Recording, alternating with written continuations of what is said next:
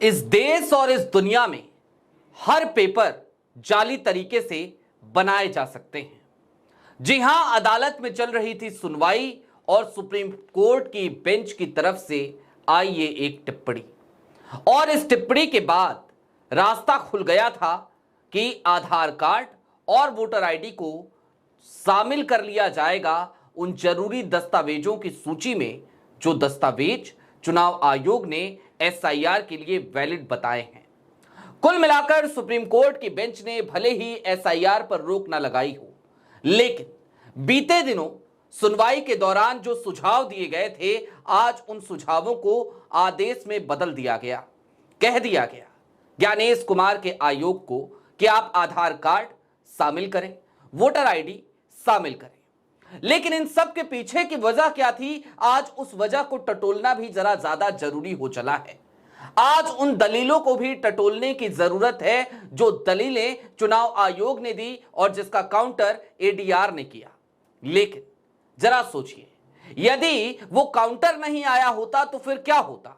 क्या आज की तारीख में ये मौखिक आदेश आता, या फिर कि एक बार फिर हम सबको हाथ मलते रह जाना पड़ता और यही खबर बतानी पड़ती कि आज फिर सुनवाई हुई, लेकिन सुप्रीम कोर्ट के पास ज्यादा वक्त नहीं था, लिहाजा आज की संक्षिप्त सुनवाई में चुनाव आयोग की एसआईआर पर एक बार फिर मुहर लग गई।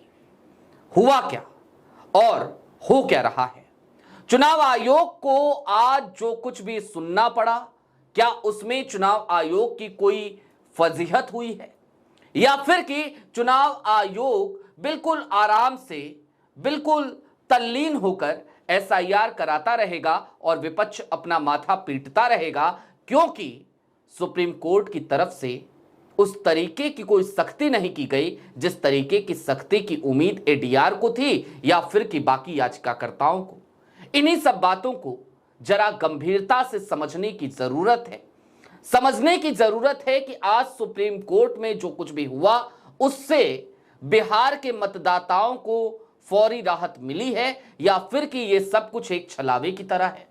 और इसके साथ ही साथ समझने की जरूरत तो इस बात को भी है कि चुनाव आयोग वाकई में लोकतंत्र को मजबूत करना चाहता है या फिर कि वो किसी और ढर्रे पर चल निकला है।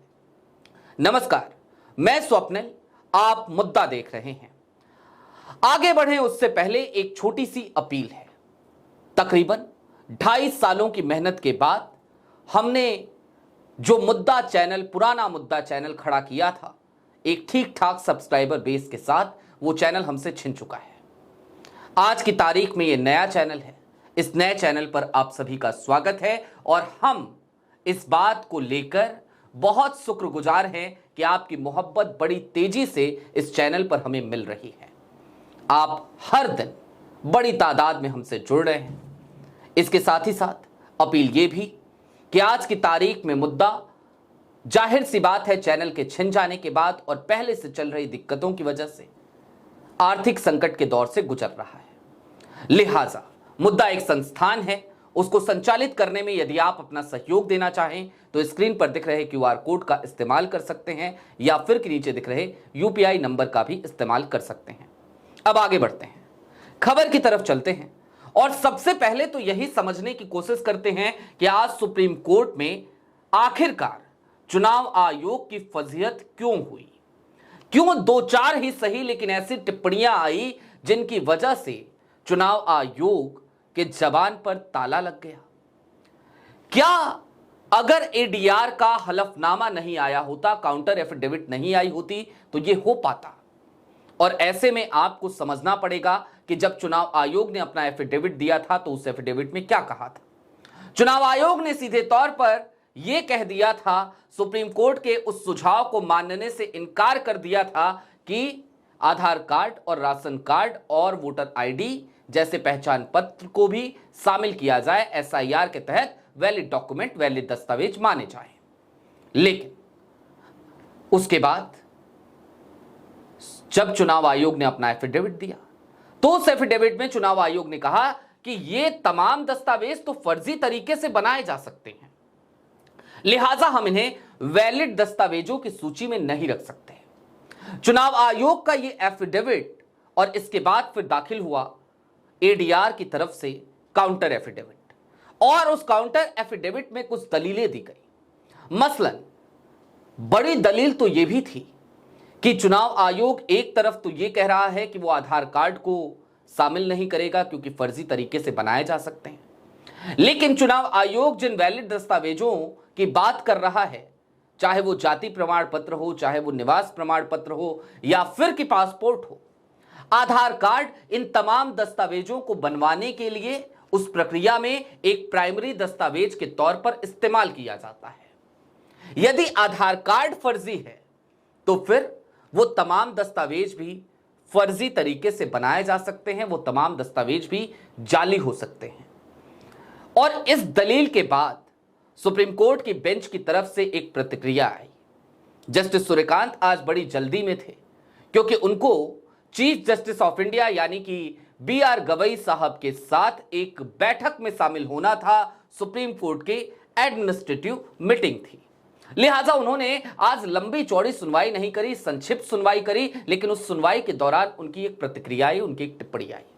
उन्होंने कहा कि अगर बात जाली दस्तावेजों की है तो कोई भी पेपर जाली तरीके से बन सकता है, और यहीं से फिर एक पृष्ठभूमि, यही थी पृष्ठभूमि, यही टिप्पणी बनी पृष्ठभूमि उस मौखिक आदेश की कि आप SIR कीजिए, हम SIR पर कोई रोक नहीं लगाएंगे, लेकिन हां, आप आधार कार्ड को भी शामिल कीजिए, आप वोटर ID को भी शामिल कीजिए। चुनाव आयोग ने कहा कि हम राशन कार्ड को शामिल नहीं कर पाएंगे। जाहिर सी बात है, उसको लेकर सुप्रीम कोर्ट ने कोई आदेश भी नहीं दिया, लेकिन आज की तारीख में सुप्रीम कोर्ट की तरफ से मौखिक रूप से यह कह दिया गया कि भाई अब आपको आधार कार्ड और साथ ही साथ वोटर ID को शामिल करना होगा। हालांकि यह मौखिक आदेश है, और इससे पहले जो कुछ कहा गया था वो क्या था? वो एक सुझाव था। अब इस मौखिक आदेश और इस सुझाव के बीच कितना अंतर है वो कानून के जानकार ही बता सकते हैं, हमारी तो समझ से परे है। अब यहां पर मन में बहुत सारे सवाल उठ रहे हैं। मसलन सवाल यह कि जब सुप्रीम कोर्ट ने पहले सुझाव दिया था और चुनाव आयोग ने जिस तरीके से अपना एफिडेविट जमा कर दिया था, कहीं ऐसा तो नहीं होगा कि इस मौखिक आदेश के बाद एक बार फिर सुप्रीम कोर्ट में चुनाव आयोग ज्ञानेश कुमार कोई नया तिगड़म लेकर आए, कोई नई कहानी बताने लगे। और साथ ही साथ एडीआर की तरफ से एक जो दलील दी गई थी 1985 और 1995 के फैसलों की, उस पर तो आज कोई चर्चा हुई ही नहीं। सबसे बड़ी दिक्कत इस बात की भी है, अब इसमें एक तो वक्त की नजाकत भी थी, आज बेंच के पास ज्यादा समय नहीं था। कल की तारीख में फिर सुनवाई होगी, कल की तारीख में यह तय होगा कि अगली तारीख कौन सी मिलेगी, सुनवाई क्या ही होगी, और उसके बाद यह देखना दिलचस्प होगा कि इसकी दिशा किस तरफ जा रही है। क्योंकि मामला अब सिर्फ बिहार का नहीं है, मामला हम सबके लिए है। आप देश के किसी भी कोने में रह रहे हो, अगर आप बिहार के निवासी ना हो तो भी, क्योंकि बिहार में चल रहे SIR के बाद अब चुनाव आयोग ने अपना एक आदेश जारी कर दिया है और बता दिया है कि पूरे देश में SIR कराया जाएगा। और ऐसे में जब पूरे देश में SIR कराया जाएगा तो इसका परिणाम जाहिर सी बात है व्यापक होगा। और ऐसे में सुप्रीम कोर्ट से उम्मीदें तो हैं, फिलवक्त तक तो हैं। देखते हैं आगे क्या होता है। आज की तारीख में जो कुछ हो सकता था वो फिलहाल तो नहीं हुआ है। अगर आप उस मौखिक आदेश को लेकर बहुत उत्साहित हैं तो यकीन मानिए, इससे पहले जब सुझाव सुप्रीम कोर्ट की तरफ से दिया गया था, तब भी उत्साह में बहुत सारे लोगों ने ना जाने क्या क्या कह दिया था। सुप्रीम कोर्ट की चहुं ओर जय जयकार हो रही थी, यहां तक कि योगेंद्र यादव हो, प्रशांत भूषण हो, सबने वाहवाही करनी शुरू कर दी थी और इसे अपनी जीत बता दिया था। लेकिन आज की तारीख में यह जीत है या नहीं है, इस पर संशय हमें इसलिए है क्योंकि यह चुनाव आयोग है।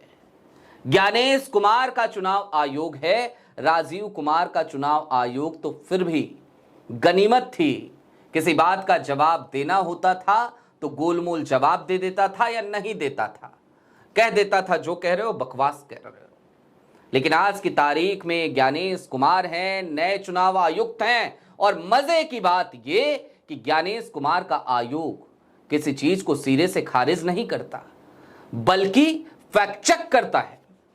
हमारे यहां पूर्वांचल में और बिहार में जिस तरीके से चुनाव आयोग आजकल फैक्ट चेक कर रहा है, उसे हमारे यहां के साहित्य में गलदुदई कहा जाता है, थिथरई कहा जाता है कि सामने सबूत हैं लेकिन सबूतों को काटने के लिए हम कुतर्क लाएंगे, हम झूठ लाएंगे और उस झूठ को खूब तेज आवाज में तमाम मीडिया चैनलों पे चलवाएंगे, गोद मीडिया के एंकर से बुलवाएंगे, और फिर क्या, तुम दिखाते रहो सबूत, हम फैक्ट चेक करते जाएंगे। ज्ञानेश कुमार का आयोग इसी ठर्रे पर चल निकला है। अभी के लिए दीजिए इजाजत।